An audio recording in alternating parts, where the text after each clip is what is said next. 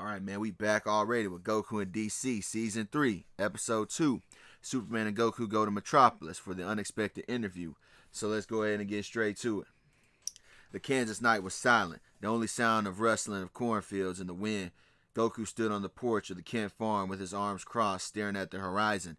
He didn't turn immediately when Superman landed behind him, cape fluttering softly.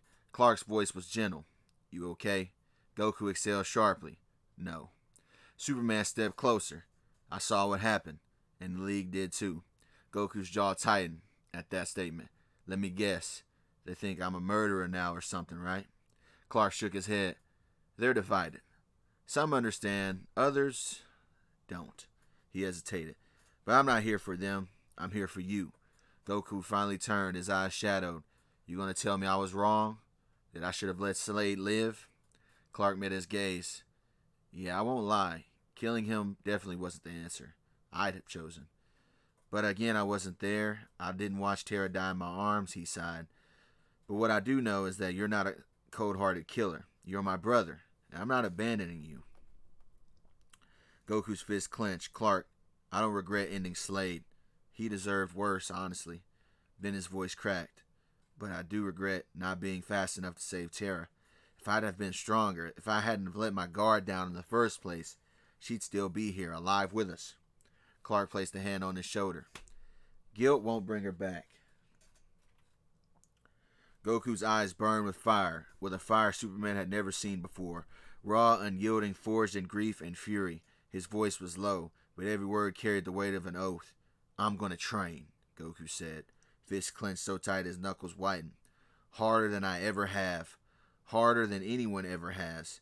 I'm gonna get so strong that no one I care about dies ever again." Clark studied him. This wasn't the reckless, battle-hungry Goku he knew, the one who fought for the thrill of it. This was something deeper, something almost desperate.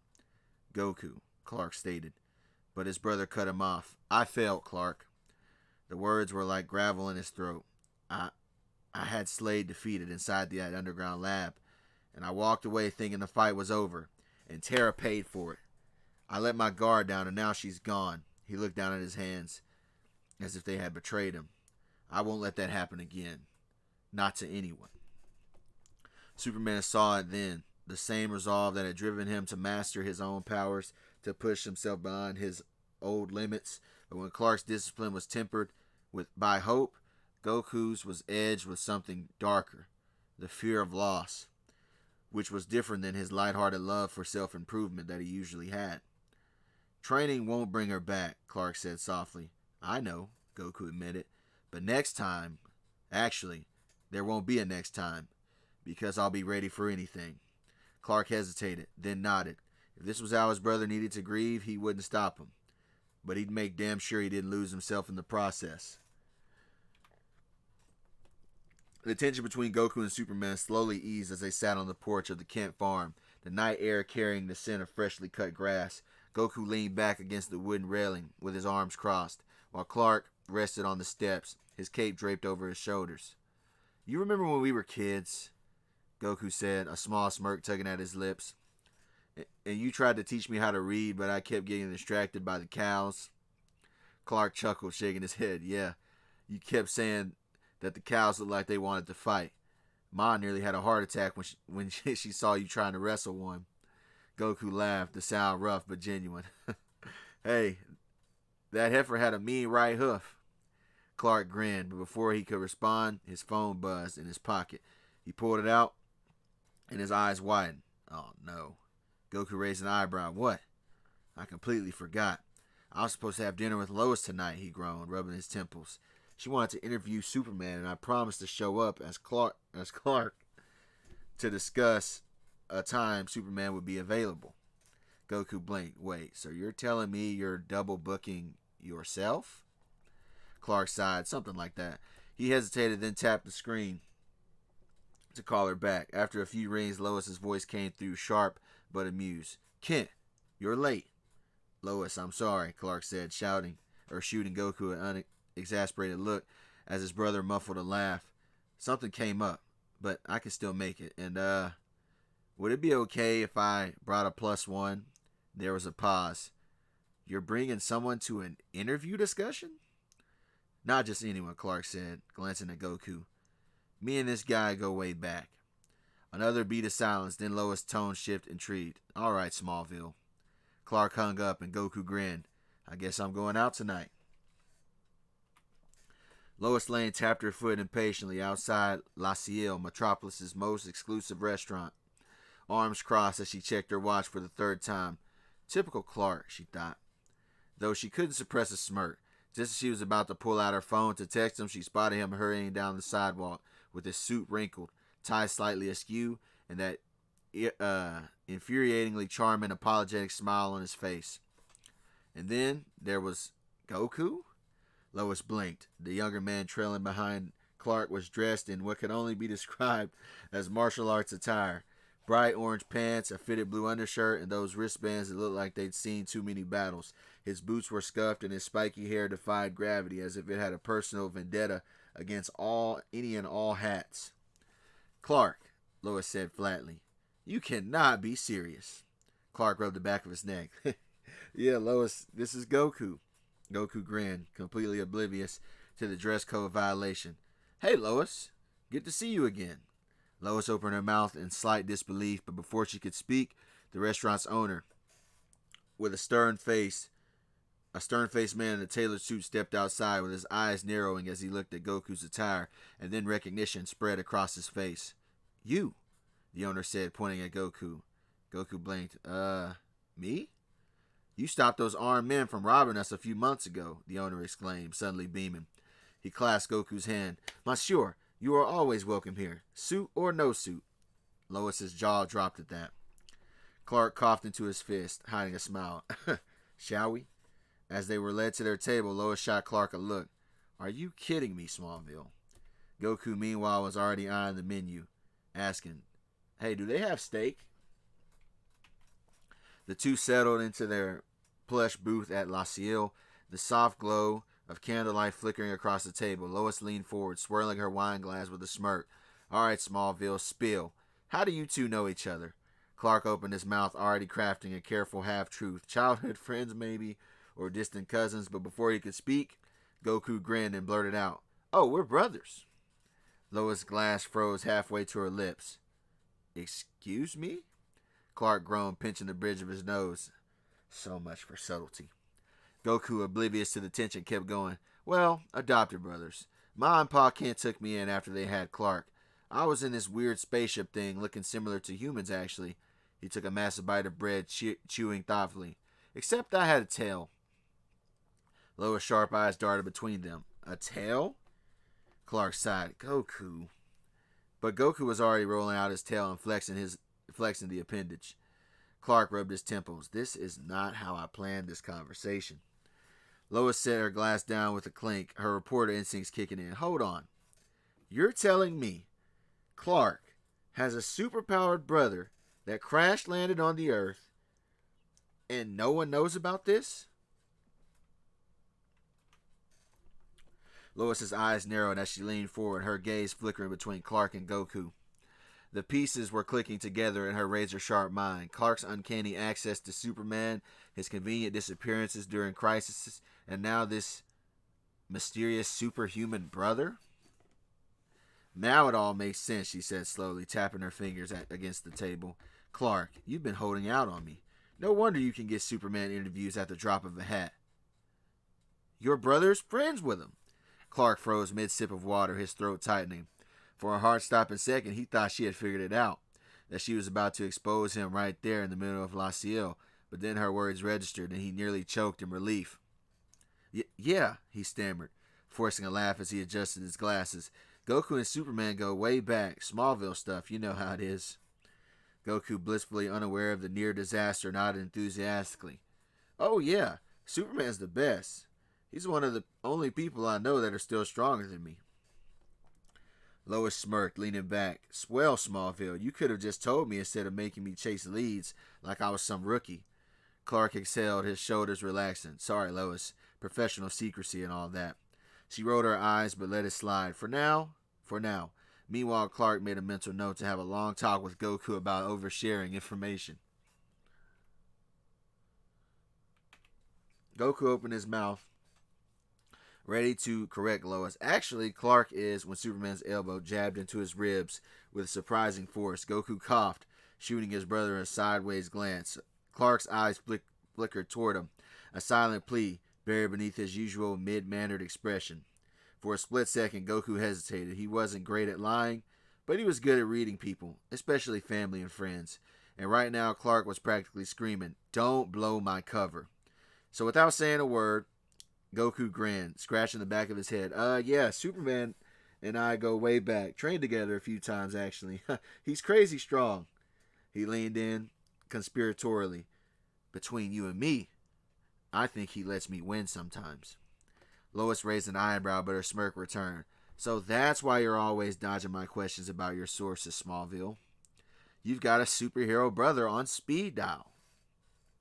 Clark chuckled nervously, adjusting his glasses. Guilty as charged. Goku, now fully committed to the act, nodded along. Oh, yeah, totally. Clark's like Superman's favorite reporter. Gets all the scoops. He shoveled another bite of steak into his mouth, muffling his next words. Plus, he's way more nicer than some journalists. Lois kicked him under the table, but she was laughing. Watch it, monkey boy. Clark exhaled, relieved. Crisis averted, for now. But as he caught Goku's mischievous grin, he knew he'd owe him for this. Probably in training sessions. Lots of them. And Goku, he was just happy he was eating. As the trio stepped out of La Ciel into the crisp Metropolis night, Lois turned to Goku with a smirk. So, monkey boy, how about that interview? Right here, right now. Goku blinked. Huh? Me? He scratched his head. I don't know. I'm not really the interview type. Lois crossed her arms. Oh, come on. You're telling me the guy who fought alongside Superman, Wonder Woman, and the Teen Titans doesn't have a story worth telling? Goku hesitated, glancing at Clark, who gave a small shrug, basically telling him that it was his call. Then he remembered something. Wait, you helped Diana get clothes that one time, didn't you? Lois raised an eyebrow. Yeah, when you brought her to me for clothing advice for an interview? What about it? Goku grinned. Well, I owe you one then. She told me you were the one who picked out her first professional outfit. She was really happy about it. He rubbed the back of his neck. I mean, I didn't get why clothes were such a big deal, but she said you made her feel like you're the reason she got the museum job. So that's pretty cool. Lois' expression softened slightly. She told you that, huh? Goku nodded. Yeah. So I guess if you help my friend, I can help you with this interview thing, he shrugged. Just don't expect me to sound all fancy like Clark. Lois smirked, pulling out her phone to record. Oh, I wouldn't dream of it. Clark sighed, but he was smiling. At least this time, he thought, Goku's honesty might actually work in his favor. Lois pressed record on her phone and clipped a small microphone to Goku's shirt. Her reporter instincts sharpening, the city lights of Metropolis flickered around them as she launched into her first question. So, Goku, how does it feel being a hero? Goku blinked, scratching his head. I don't really think of myself as one, honestly. Lois raised an eyebrow. You've saved lives, fought alongside the Justice League, led the Teen Titans, and you don't consider yourself a hero? Goku shrugged. Nah, I'm just a guy with powers who helps when he sees people in trouble. Ma and Pa Kent raised me that way. If you can do something, you should. He glanced at Clark, who was watching with quiet amusement. My brother is into that whole save the world thing. I just kind of punch problems until they go away. Lois smirked. Modest, aren't we? She shifted gears. Speaking of an upbringing, you mentioned the Kents raised you. What was that like? Goku's expression softened as he remembered. Best thing that ever happened to me. I was wild when I got here. Like really wild, they say. But Ma and Pa, they never gave up on me. They taught me how to control my strength, how to be part of a family. He chuckled. Well, mostly. I still broke a lot of stuff. Lois grinned. And now, you're out there fighting demons and monsters. So, who inspires you? Goku didn't hesitate. He side-eyed Clark with a mischievous glint in his eye. Superman, of course. Clark nearly choked on his own spit. Goku's grin widened. I mean, come on. Guy's the whole package. Strong, humble, never gives up. Plus, he's got that whole hope thing down pat. He nudged Clark with his elbow. Right, Smallville? He said, copying Lois's nickname for Clark. Clark adjusted his glasses, fighting a blush. He's definitely aspirational. Lois looked between them, suspicion flickering, but Goku's earnestness disarmed her. Well, she said, shutting off the recording, Metropolis is going to eat this up. The night air was cool against Goku's skin as he hovered beside Superman, the city lights of Metropolis stretching beneath them like a sea of stars. For the first time, the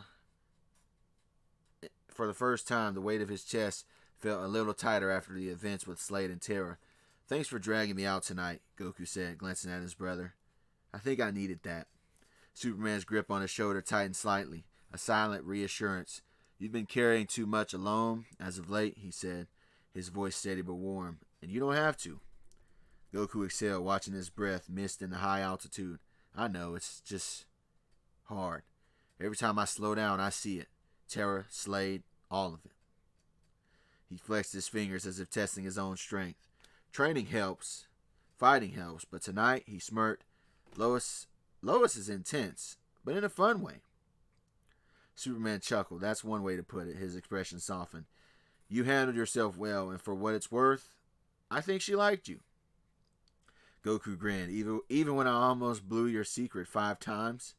Especially then, Superman deadpanned, though his eyes were fond. They lapsed into comfortable silence, the hum of the city distant below. After a moment, Superman spoke again, quieter this time. You're not alone in this, Goku. Whatever comes next, we can face it together. That's what family does. Goku didn't answer right away, but when he finally nodded, there was resolve in his eyes that hadn't been there before. Not just a hunger to grow stronger, but the certainty that he didn't have to do it by himself. Superman didn't need to hear those words, though, because he already knew. Superman then watched as Goku streaked across the night sky, his silhouette shrinking against the backdrop of Metropolis' glittering skyline. The wind carried the faintest echo of his brother's laughter, carefree, unburdened just for a moment, before he vanished into the horizon. Clark smiled to himself, the corner of his eyes crinkling with quiet pride. The thought settled in his chest like a promise. Goku had always been resilient, bouncing back from setbacks with that stubborn, infectious optimism. But tonight, Clark had seen something deeper, not just the fighter, but the man that was beneath, grappling with loss and purpose, and yet there he was, still standing and still moving forward. For all his impulsiveness, Goku had a way of finding his light, even in the darkest days. Clark turned toward the distant glow of the daily planet, his cape fluttering behind him, the city hum below, alive with its endless rhythms of hope and struggle. And somewhere out there, his brother was doing the same, learning, growing, fighting to be better than he was yesterday. And when the time came, they'd face whatever obstacle that lay ahead, side by side. But until then, Clark took off into the night, the stars blurring past. Goku would be just fine. Poison Ivy's fingers curled around the pulsating bulbous seeds, their alien texture throbbing against her palm like a second heartbeat.